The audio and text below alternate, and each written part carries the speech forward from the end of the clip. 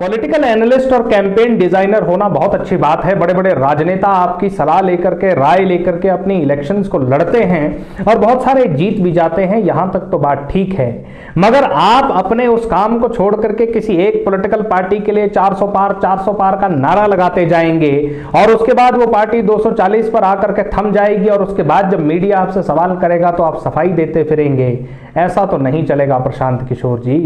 नमस्कार, शिमला डायलॉग्स का एक और वीडियो आप देखना शुरू कर चुके हैं, आपका स्वागत है। अगर अब तक आपने वीडियो को लाइक और चैनल को सब्सक्राइब नहीं किया है तो जल्दी से कर लीजिए, क्योंकि आज हम बात करने वाले हैं हिंदुस्तान के one of the top most campaign designers और पॉलिटिकल एनालिस्ट के बारे में। जी हां, प्रशांत किशोर जी। पिछले कुछ ही दिनों में हमने ये देखा था, यानी कि पिछले लगभग 1.5 से 2 महीने से हम ये देख रहे हैं कि ये एक आदमी हिंदुस्तान के अंदर जगह जगह जा करके बार बार मीडिया के सामने आकर के ये बात कह रहा था कि भैया इस बार भी जो है ना कोई भी अंडर करंट है नहीं है, ये नहीं है, वो नहीं है, मोदी जी भगवान का अवतार के समान शक्तिशाली है, उनके सामने खड़े होने के लिए इंडिया ब्लॉक के पास कुछ नहीं है, 400 पार तो आना तय है। चलिए, उसके बाद थोड़ी बहुत ग्राउंड रिपोर्टिंग इन तक पहुंची तो ये 303 तक आ गए, लेकिन जब रिजल्ट आया तो 240 का आंकड़ा देख करके इनके पैरों के नीचे की जमीन खिसक गई। अब देखिए, इनसे हमें पर्सनली कोई दुश्मनी नहीं है, लेकिन प्रोफेशनली ये एक पॉलिटिकल एनालिस्ट हैं और ये अब मीडिया पर आकर के हाल ही के दिनों में इन्होंने बीबीसी को एक इंटरव्यू दिया, उसमें ये कह रहे थे कि देखिए एक्चुअली में हमें ये लगा कि इस देश के अंदर कोई अंडर करंट है नहीं है, लोग मोदी जी से नाराज नहीं है, there is no anger against Modi ji. मैं बड़ी विनम्रता से इनसे पूछना चाहता हूं और ऐसे तमाम पॉलिटिकल एनालिस्ट से पूछना चाहता हूं कि क्या भारतीय जनता पार्टी की सरकार केवल मोदी जी की ही सरकार है? और अगर लोगों के अंदर मोदी जी के प्रति कोई गुस्सा नहीं था तो क्या उनके साथियों सहयोगियों ने पिछले 5 सालों में जो किया उसका भी कोई कहीं पर कोई हिसाब किताब नहीं होगा? अमित शाह ने यूपी के अंदर क्या किया, महाराष्ट्र के अंदर क्या किया, झारखंड के अंदर क्या किया, दिल्ली के अंदर क्या किया? मतलब आप ये समझ रहे हैं कि लोग इस बात को देखेंगे ही नहीं कि देश का गृह मंत्री खुलेआम दिल्ली के मुख्यमंत्री को जेल में डाल दे रहा है, खुलेआम झारखंड के मुख्यमंत्री को जेल में डाल दे रहा है, खुलेआम एनसीपी और शिवसेना को तोड़ दे रहा है, और टूट करके जो लोग अलग हुए हैं उन लोगों को कह दिया जा रहा है कि भैया नहीं नहीं ये असली पार्टी है, और जो लोग वाकई में उस पार्टी के एक्चुअल प्रमोटर्स थे उन लोगों को कह दिया गया है कि नहीं भैया तुम तो रास्ते से बाहर हो जाओ, तुम तो नकली पार्टी लिए बैठे हो। क्या समझते थे प्रशांत किशोर जी कि ये जनता जो है ना इन चीजों को माफ कर देगी, या आप तक वो डेटा पहुंचा ही नहीं? और अगर आप तक लोगों का ये डेटा पहुंचा नहीं तो आप काहे के पॉलिटिकल एनालिस्ट हैं? बात उत्तर प्रदेश की कर दें, ये बात सही है कि पिछले ही 1 साल पहले योगी आदित्यनाथ को प्रचंड बहुमत मिला। अब देखिए भैया, उत्तर प्रदेश बहुत बड़ा स्टेट है, वहां जो कुछ भी होता है प्रचंड ही होता है। वहां पे जब भी जीत होती है तो प्रचंड होती है, हार होती है तो वो भी प्रचंड ही होती है। लेकिन पिछले 1-1.25 साल के अंदर उत्तर प्रदेश में एक तो सरकारी नौकरियां नहीं निकली, जो निकली वहां पे पेपर लीक्स हो गए, लड़कों के ऊपर लाठियां बरसाई गई। अब देखिए, जब इस तरह से बार बार पेपर लीक होंगे, रोजगार में बच्चों के अड़चने लगेंगी, तो क्या वो लोग भारतीय जनता पार्टी को वोट देंगे? और ये सारी वो ग्राउंड थी जो बेरोजगारी, महंगाई, पेपर लीक्स जैसे मुद्दों को आपने नजरअंदाज कर दिया और 20-50 लोगों से पूछ करके आपने जो है ना ये एक रिपोर्ट तैयार कर दी कि हाँ भैया 50 लोगों ने कह दिया मोदी जी आ रहे हैं तो मोदी जी आ रहे हैं। और मोदी जी की अगर हम बात करें तो वाराणसी से उन्होंने चुनाव जीता, 2 या 3 चरण में वो पीछे भी हो गए थे। जब काउंटिंग हुई तो 2 या 3 बूथ्स में वो पीछे भी चल रहे थे। और हिंदुस्तान में बड़े नेताओं में सबसे कम मार्जिन से चुनाव जीतने वाले हमारे नेताजी, देश के प्रधानमंत्री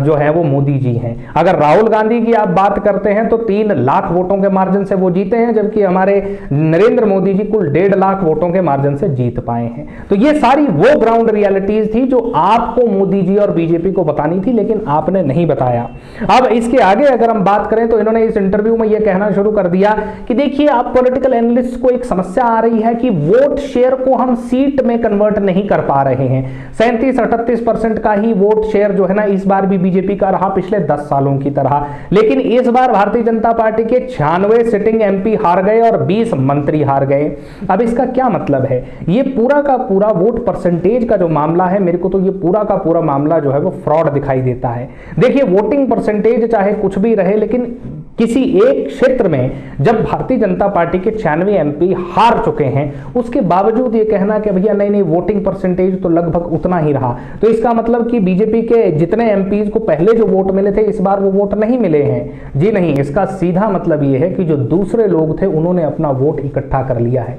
मिसाल के तौर पर अरविंद केजरीवाल ने जब मोदी जी के खिलाफ चुनाव लड़ा था तो उन्हें 21% वोट मिला था वाराणसी से, लेकिन इस बार जिन महोदय ने चुनाव लड़ा है उन्हें 41% वोट शेयर मिला है, जबकि मोदी जी का वोट शेयर लगभग वही है। अब 10 साल से कोई व्यक्ति एक ही कॉन्स्टिट्यूंसी में वोट ले रहा हो, मतलब 10 साल पहले अगर उस आदमी को उस कॉन्स्टिट्यूंसी के 500 में से 100 ही लोगों ने वोट किया था,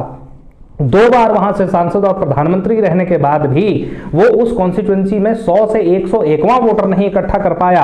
तो क्या वो व्यक्ति काबिले तारीफ है या उस व्यक्ति की कोई कठिन समीक्षा होनी चाहिए कि ऐसे क्या कारण रहे कि 10 साल वहां से एमपी रहने के बावजूद भी आप वाराणसी में अपना वोट शेयर नहीं बढ़ा पाए। और उसके बाद आपके जो प्रतिद्वंद्वी जो व्यक्ति खड़ा हुआ, चलिए अरविंद केजरीवाल तो फिर भी जो है हिंदुस्तान के अंदर एक जाना माना फिगर है, लेकिन जो व्यक्ति इस बार वाराणसी से खड़ा हुआ जिसका नाम हम भी इस वक्त भूल गए हैं, वो व्यक्ति 41% वोट ले लेता है। तो ये क्या दिखाता है? ये सारी वो रियलिटीज थी, वो ग्राउंड रियलिटीज थी जो आप जैसे पॉलिटिकल एनालिस्ट को भारतीय जनता पार्टी को बतानी थी, लेकिन आप लोगों ने नहीं कही। हाँ, एक बात मैं जरूर कहता हूं कि 240 एक बहुत सेटिस्फाइबल नंबर है। हाँ, इससे पहले पीवी नरसिम्हा राव की जब सरकार थी तो उनको 241 सीटें मिली थी और हिंदुस्तान के अंदर सबसे ज्यादा इकोनॉमिक रिफॉर्म्स, सबसे ज्यादा मार्केट ओपनिंग या कह सकते हैं बिजनेस अपॉर्चुनिटीज की जो पॉलिसीज बनी थी वो पीवी नरसिम्हा राव के दौर में ही बनी थी। मगर यह बात भी गौरतलब है कि पीवी नरसिम्हा राव ने जिन लोगों के साथ कोalition गवर्नमेंट बनाई थी उन लोगों की रेपुटेशन टीडीपी के लीडर चंद्रबाबू नायडू और जेडीयू प्रमुख नीतीश कुमार के जैसी नहीं थी, और ना ही पीवी नरसिम्हा राव एक डिक्टेटोरियल फिगर थे जैसे कि नरेंद्र मोदी जी हैं। अभी कल ही जो मंत्रालयों का आवंटन हुआ है उसमें अपने सहयोगियों को मच्छी पकड़ने और जो है एग्रीकल्चर जैसे छोटे छोटे भैंस पालने, पशु पालने और वेटनरी जैसे आपने जो है मंत्रालय दे दिए हैं, और कोई भी मेजर मंत्रालय आपने अपने जो है वो एनडीए के कोalition पार्टनर्स को नहीं दिया है, जबकि इससे पहले अटल बिहारी वाजपेयी जी ने रेलवे और डिफेंस तक जो है अपने कोalition पार्टनर्स को दे दिया था। तो ऐसे अहंकारपूर्ण व्यक्ति और ऐसे अहंकारपूर्ण पार्टी के साथ ये एनडीए कोalition कितने दिनों तक चलेगा, ये बात समझनी बहुत मुश्किल है। और ये पॉलिटिकल एनालिस्ट भले ना बताएं, लेकिन हम ये बात आज इस चैनल पर बता रहे हैं कि देखिए अभी 20 तारीख को जब फ्लोर टेस्ट होगा, जिस दिन पार्लियामेंट का स्पीकर बनना है, ये पूरी लड़ाई स्पीकर बनने तक है, क्योंकि जेडीयू और टीडीपी ये बात अच्छे तरीके से जानती है कि अगर भारतीय जनता पार्टी का स्पीकर पार्लियामेंट के अंदर बैठ गया तो 240, 242 से 272 का आंकड़ा 30 सीटें ये इधर उधर से तोड़ करके 6 महीने से भी कम समय लगाएंगे अपनी मेजॉरिटी बना करके हमें लात मारने में। इसीलिए टीडीपी पूरी तरह से जो है वो स्पीकर का पद पाने के लिए लगी हुई है, और नीतीश कुमार का इसमें लालच है कि जिन 3-4 स्टेट्स का चुनाव, महाराष्ट्र आदि का भी 2 से 3 महीने के अंदर, 4 महीने के अंदर होना है, बिहार का चुनाव भी साथ ही अनाउंस कर दिया जाए। कल भी नीतीश कुमार ने इस बात पे जोर डाला है और परसों भी उन्होंने इस बात पर खबरों के हिसाब से जोर डाला है कि नीतीश कुमार ये चाह रहे हैं कि लगे हाथ इन 3-4 स्टेट्स के साथ ही जो है बिहार का चुनाव भी लड़ लिया जाए, क्योंकि नीतीश कुमार अच्छे तरीके से जानते हैं कि जब जब भी उन्होंने एनडीए के साथ गठबंधन किया है या बीजेपी के साथ गठबंधन किया है तो बिहार की जनता में उनकी हिस्सेदारी वोट्स में ज्यादा रही है। और एक बार ये इलेक्शन हो गया बिहार का और जेडीयू नीतीश कुमार की पार्टी और नीतीश कुमार जो हैं वो एक कंफर्टेबल पोजीशन में आ गए विधानसभा के अंदर, उन्हें इस बात का विश्वास हो गया कि वो एक कंफर्टेबल पोजीशन पे है, सीएम बनने की स्थिति में है, उसके बाद वो अपनी मांगे रखना शुरू करेंगे। तो जो भी लोग ये बात समझ रहे हैं कि भैया सरकार चल चुकी है, सरकार बन चुकी है और अब तो 5 साल चलेगी, शायद उन्हें दोबारा सोचने की जरूरत है। और प्रशांत किशोर जैसे जो पॉलिटिकल एनालिस्ट हैं उन्हें भी इस बात को अब समझने की जरूरत है कि देखिए आप पर लोग विश्वास करते हैं तो उस विश्वास का मजाक मत बनाइए, वरना फिर मीडिया में इस तरीके से जो है ना जवाब देते घूमना पड़ता है। धन्यवाद।